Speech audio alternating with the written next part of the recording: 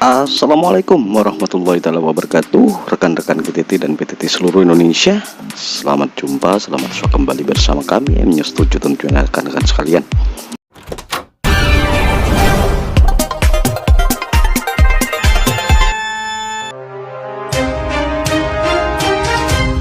Rekan-rekan guru dan tenaga kependidikan seluruh Indonesia, DPR baru saja mengadakan rapat dengar pendapat RDP dalam panja Komisi 10 dan pemerintah.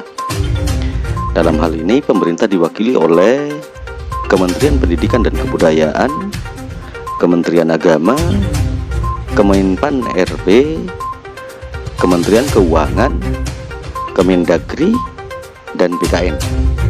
Panja Komisi 10 tersebut membahas terkait formasi guru dan tenaga kependidikan GTK P3K 2021 dan 2022.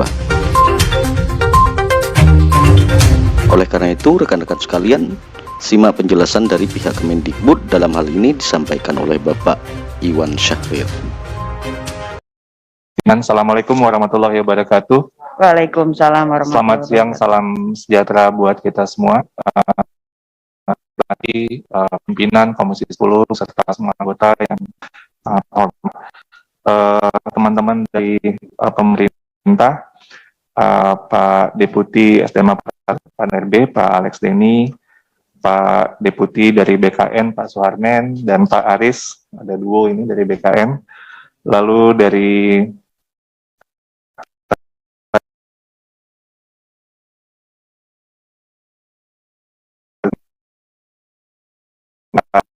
Dr. Bahri sama Pak Dr. Ceta Virgo. Dan dari Kemenq, Pak Made sudah hadir? Oh ya, Pak Made dan Pak Putut. Baik, terima kasih atas undangannya dan kesempatannya bagi kami untuk bisa memberikan laporan perkembangan terkait dengan seleksi guru ASN P3K di Komisi 10 pada hari ini. Boleh lanjut langsung saja ke slide. Baik. Bapak Ibu pimpinan dan anggota Komisi 10 yang saya hormati, ini adalah rekap dari data hasil dari seleksi guru ASN P3K di tahun 2021, di mana hampir 300.000, 293.000 lebih, maaf, yang telah lulus seleksi. Dan kalau kita lihat dari total angka formasi yang diajukan itu sudah mengisi 58 formasi guru ASN P3K yang diajukan oleh pemerintah daerah pada tahun 2021. Angka 506.252 formasi yang diajukan ini, sebagai catatan, ini merupakan, kalau kita lihat sebenarnya yang formasi yang disediakan oleh pemerintah pusat itu sebenarnya 1.002.616 formasi. Seleksi yang kita lakukan di tahun 2021, tahap 1 dan tahap 2, berhasil mendapatkan 293.860 guru yang lulus dan mendapat formasi, sehingga masih ada sisa formasi sebesar 212.392.000 formasi. Sedikit catatan terkait angka ini adalah 23% dari formasi yang diajukan sebesar 117.939 itu adalah formasi yang sama sekali tidak ada pelamarnya di tahap 1 dan tahap 2. Dan di rapat sebelumnya kami sudah menyampaikan juga kepada Komisi 10 bahwa formasi ini 117.000 lebih ini banyak dari daerah-daerah yang sulit gitu ya. Jadi sehingga guru-gurunya tidak melamar di situ, sehingga formasi ini tidak lamar sama sekali, baik di tahap 1 maupun tahap 2. Lalu selanjutnya, terkait juga dengan pertanyaan yang diajukan kepada kami, dari 293.860 guru yang lulus dan dapat formasi ini, jumlah guru dari sekolah swasta sebesar 41.619 atau 14,2%. Dan kelompok berikutnya yang juga menjadi perhatian kita adalah yang lulus passing grade tapi tidak dapat formasi. Itu ada 193.954 guru yang lulus namun tidak mendapat formasi. Nah, ini yang tentunya nanti menjadi catatan utama kita untuk tahun 2022 ini, untuk diperjuangkan bagaimana bisa mendapatkan formasi tanpa harus melakukan seleksi lagi.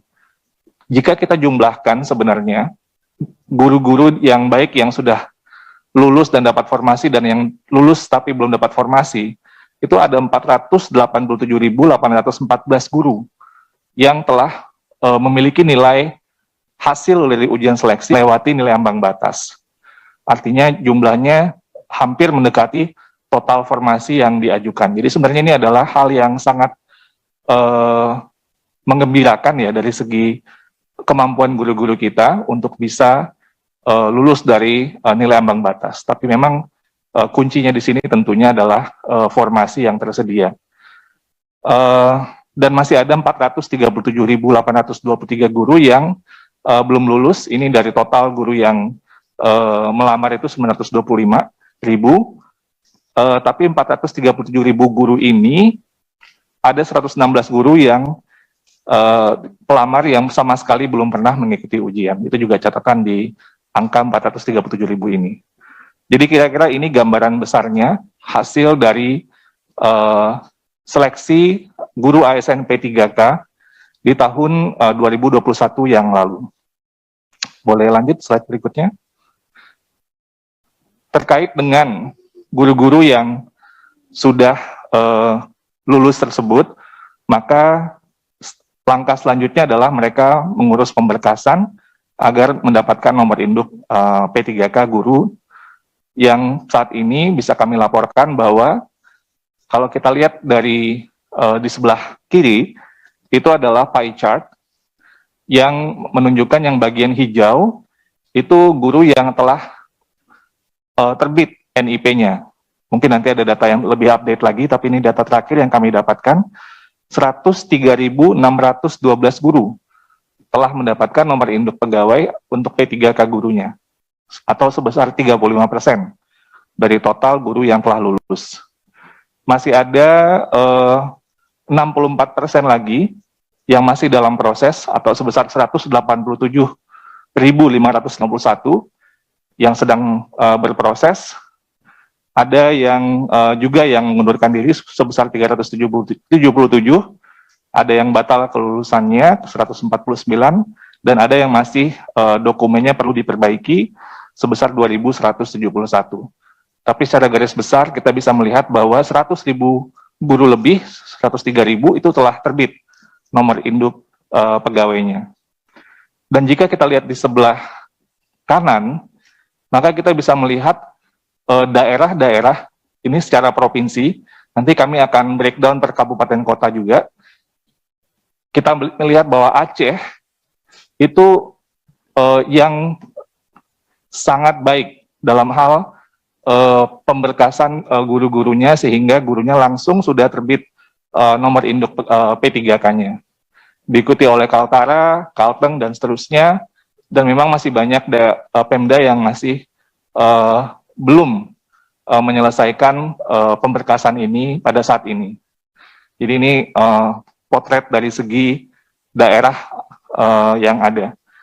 Jika kita lihat lagi, lanjut ke slide berikutnya, maka kita bisa melihat ada 53 instansi atau pemerintah daerah, ini per data 23 Maret, yang telah menyelesaikan NI P3K-nya tahap 1 dan tahap 2. Ini 53 Pemda ini merupakan mungkin front runner ya, yang terdepan, Pemda-Pemdanya yang tahap 1 dan tahap 2 sudah selesai. Dan ini tentunya sangat baik sekali. Selanjutnya di slide berikutnya, ada 18 Pemda yang telah menyelesaikan hampir seperti Pemda yang 53 tadi, tapi di tahap 1 itu masih ada beberapa, mungkin ada 1, 2, atau 3 guru yang di tahap 1-nya masih perlu klarifikasi administrasi. Tapi sebenarnya mereka juga cukup baik karena sebenarnya hampir selesai tahap 1 dan tahap 2-nya. Ini ada 18 Pemda. Mungkin nanti Bapak Ibu bisa melihat Pemdanya, nanti juga bisa mencermati statusnya seperti apa pada saat ini. Lanjut. Lalu ada 106 Pemda yang telah menyelesaikan pemberkasan atau nomor induk P3K tahap 1, tapi masih berproses untuk tahap 2-nya. Ini ada 106 Pemda. Itu kita juga bisa lihat datanya sampai di slide berikutnya. Dan selanjutnya, nah, ada 329 instansi atau Pemda yang belum menyelesaikan NI P3K-nya, nomor induk P3K-nya, baik di tahap 1 dan tahap 2. Ini mudah-mudahan segera untuk bisa selesai, dapat menyelesaikan NI P3K untuk guru-gurunya yang telah lulus di tahap 1 dan tahap 2.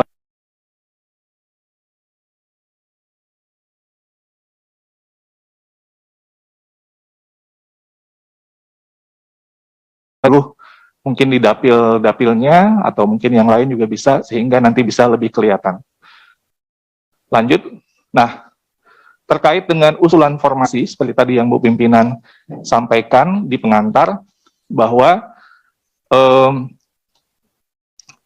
pada saat ini sebenarnya tersedia formasi, kebutuhan formasi di tahun 2022 itu sebesar 758.018 kebutuhan formasi kita. Saat ini statusnya pemerintah daerah itu mengusulkan formasi sebanyak 131.239 atau sebesar 17,3% dari total kebutuhan formasi. Nah, formasi ini seperti juga formasi di tahun 2021 itu sudah termasuk guru agama, guru seni budaya, guru muatan lokal, bahasa daerah, kesenian, PJOK, guru kelas TK, namun memang masih belum maksimal dari total pengajuan yang sudah dilakukan. Jadi misalnya guru agama masih 16,7% dari total kebutuhan, guru seni budaya yang di dalamnya termasuk muatan lokal, bahasa daerah, dan kesenian masih 23,2%, guru PJOK masih 16,3% dari total kebutuhan, dan guru kelas TK masih sebesar 28,4% dari total kebutuhan. Kami, baik dari Kemendikbudristek, Kemenpan RB, BKN, Kemendagri, Kemenak, Kemenkyu, kita akan melakukan rapat koordinasi dengan pemerintah daerah untuk mendorong peningkatan jumlah formasi yang diusulkan di bulan April mendatang, sehingga tentunya ini akan lebih memperbesar kemungkinan penyelesaian guru ASN P3K kita. Lanjut. Nah, ini tadi breakdown-nya. Kalau tadi gambaran umum, kalau sekarang kita bisa melihat ada, ini mungkin Pemda yang mengusulkan dengan jumlah yang tinggi, ada 47 Pemda yang telah mengusulkan 80% sampai 100% dari formasi kebutuhan di daerahnya.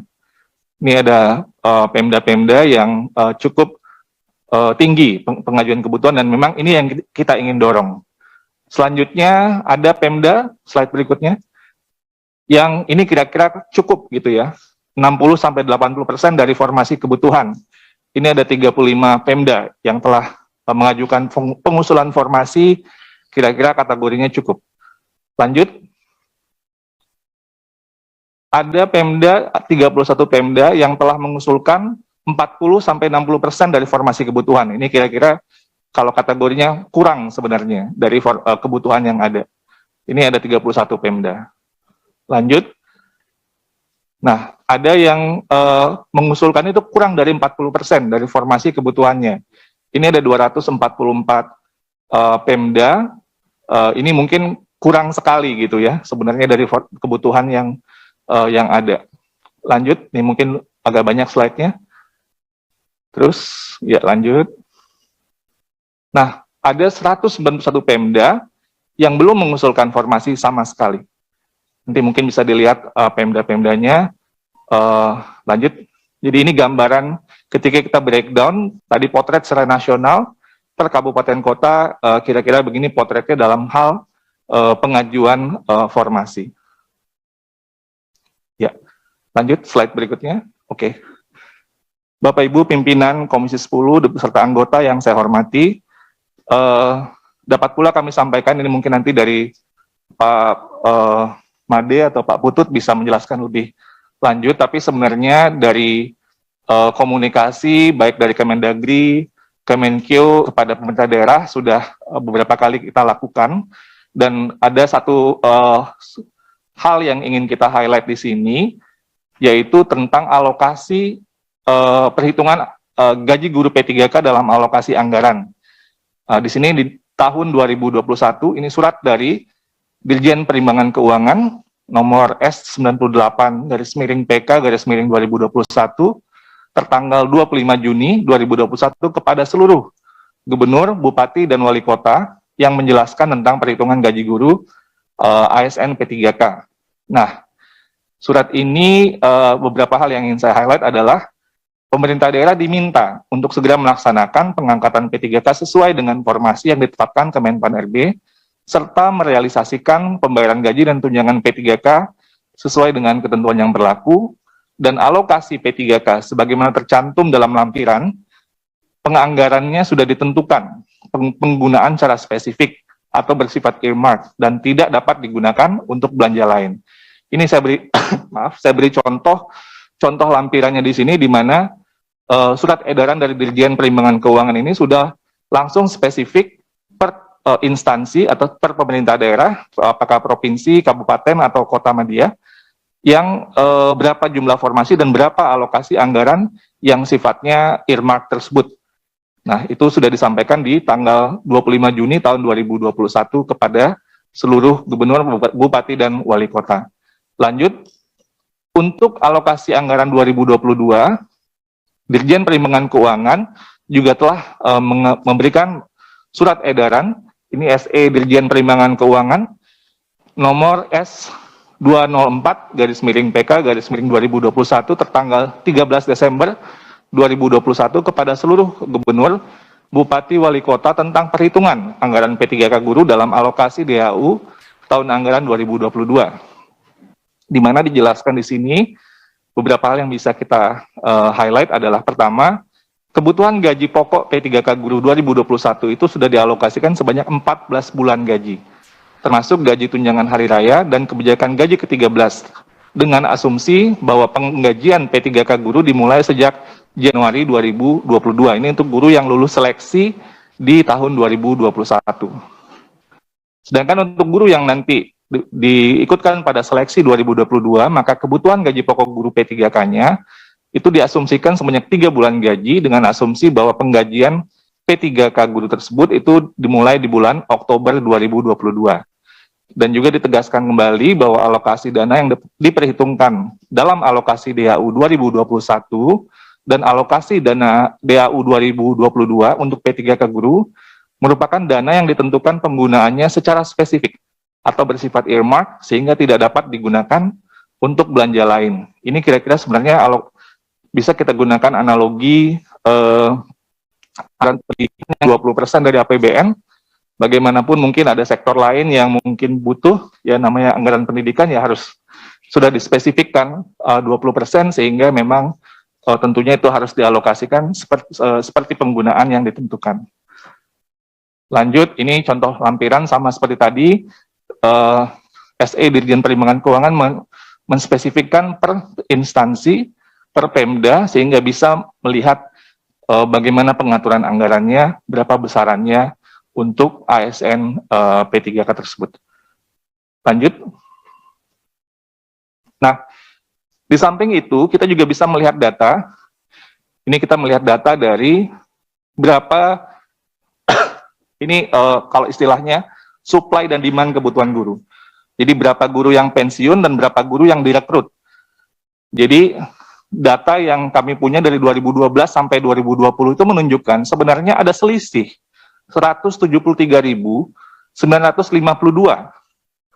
antara guru yang pensiun dengan guru yang direkrut. Artinya ada gap antara lebih banyak guru yang pensiun dibandingkan guru yang baru yang merekrut. Sehingga plafon anggaran, alokasi anggaran yang tadinya untuk membayar guru ASN, apalagi ini gajinya tentunya guru yang golongan lebih tinggi karena dia pensiun, ini belum dipergunakan kembali untuk pembayaran guru ASN.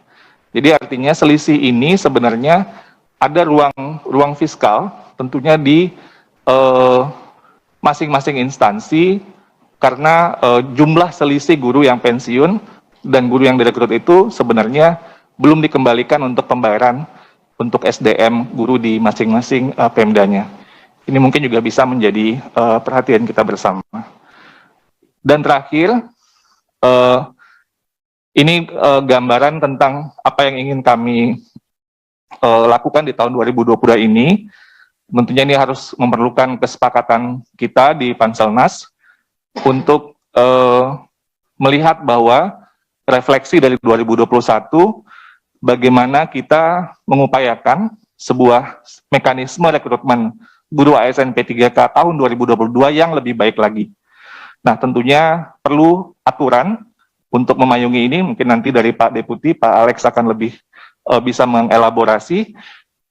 Tentunya ada beberapa hal di sini. Pertama, kita ingin mengakomodir guru yang telah lulus passing grade. Ini seperti yang sudah disampaikan di beberapa kesempatan sebelumnya. Yang kedua, kita ingin mendorong, dan ini kunci sekali, memperbesar kuota formasi. Kuota formasi ini adalah kunci dari penyelesaian ASN P3K kita.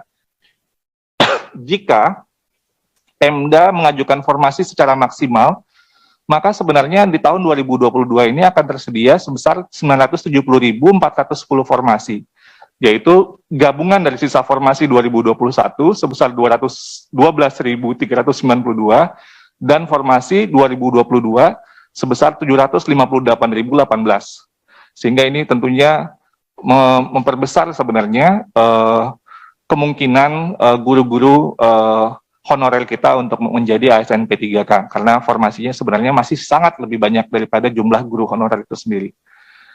Lalu mekanisme atau aturan baru yang nanti akan disempurnakan tersebut, juga poin ketiga, refleksi dari tahun lalu untuk mencegah sebisa mungkin bagaimana guru-guru yang di sekolah induk itu tidak lagi tergeser gitu ya. Ini kita hindari semaksimal mungkin. Jadi ini hal yang menjadi poin juga dalam pertimbangan kita dalam aturan yang nantinya akan disempurnakan. Dan tentunya semangatnya adalah bagaimana kita bisa mempercepat penuntasan pemenuhan 1 juta guru ASN P3K. Ibu pimpinan dan para anggota Komisi 10 yang saya hormati, mungkin sekian dulu dari saya. Akan dilengkapi oleh nanti dari KL yang lain. Wabillahi taufiq wal hidayah. Wassalamualaikum warahmatullahi wabarakatuh. Baik rekan-rekan sekalian, demikian tadi apa yang disampaikan oleh pihak Kemendikbudristek Bapak Iwan Syahrir. Wassalamualaikum warahmatullahi wabarakatuh.